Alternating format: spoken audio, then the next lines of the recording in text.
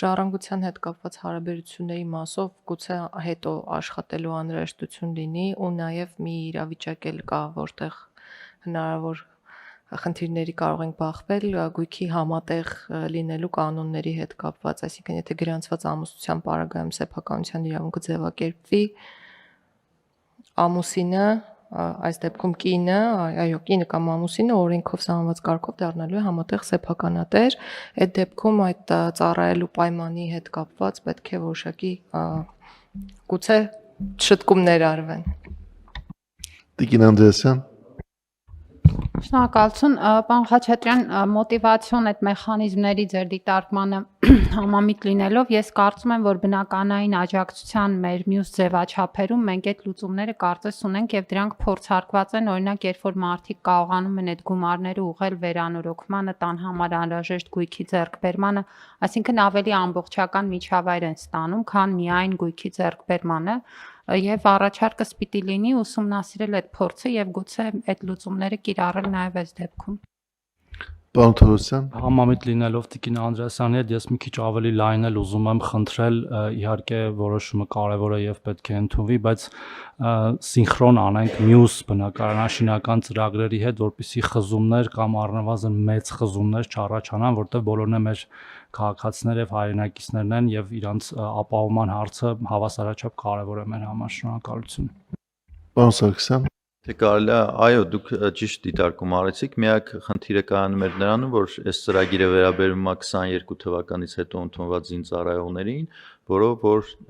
նախկինում օրենքի կարգավորմամբ դրված էր, որ մենք պետք է բնակարան հատկացնենք Երևանում, հստակ գրված էր, այսինքն պայմանների վատացում արդեն ընդունված զինծառայողների մասով չենք կարող իրականացնել, ինքը կդառնա որպես այդպիսին վատացում, դա համար որպես այդպիսին առաջի քայլն ենք իրականացրել, կարելի ասել ազատականացրել ենք, որտեղ հնարավորություն կունենան եւ Երևանում ձեռք բերել եւ մարզերում 2026 թվականին առաջի անգամ արդեն այդ հավաստագրերը տրամադրելու ենք եւ այդ դրա շրջանակներում այո քննարկում կունենանք նաեւ որ տարբերության մասով զինծառայողները հնարավորություն ունենան օգտագործել նաեւ այլ նպատակներով դրա հետ է կապված եղել որ չեն կարողացել ավելի ճկուն գտնվել Բայց եթե ես ճիշտ եմ հիշում մեր զուգահեռ քննարկումները մեկ այլ հարցի առնչությամբ, մինչև 2022 թվականը այնուամենայնիվ հաշվի էր առնվում, թե այդ մարդու ընտանիքում քանի մարդ կա, այսինքն բոլորի համար չէր, որ խոստացում էր 80 քառակուսի մետր հաշվարկով բնակարանը, թե դա այդպես չէր։ Չէ, այո, դուք ճիշտ եք նշում, բայց տրամաբանությունը այն էր, որ նախ զինծառայողները բնակարանը ստանում էին եթե բնակարանի նախ չափորոշիչներ կար, որով որ գնահատվում էր արդյոք քաղաքացին բնակարանի կարիքավոր է թե կարիքավոր չի, զինծառայողը, որից հետո հաշվառվում էր, այդ հաշվառումից հետո իրեն ծառայություն անցնելուց հետո տրամադրում են սերտիֆիկատ ու ինքը բնակարան էր ձեռք բերում, ստեղ մոտեցում են, որ այդ բնակարանը տրամադրում ենք արդեն սկզբնական փուլում, իր ծառայություն սկզբնական փուլում եւ այս դեպքում այո միանվագ սերտիֆիկատ հավաստագրեր ենք տրամադրում որտեղ որ հնարավորություն ունեն ձեռք բերելու իրենց բնակարանները Այլ հարցեր պարոն Թոմասյան Շնորհակալություն, մեկ ճշտող հարց, պարոն Սարգսյան, հատկացնելուց հետո նախատեսված է որևէ սահմանափակման գրանցում,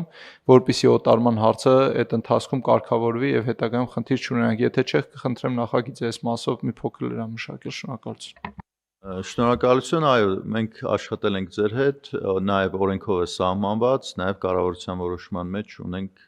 հղումները օրենքին։ Այլ դիտարկումներ չկան Ովքեր են դեմ նախագծի հաստատմանը, դեմ չկա նախագիծը հաստատված է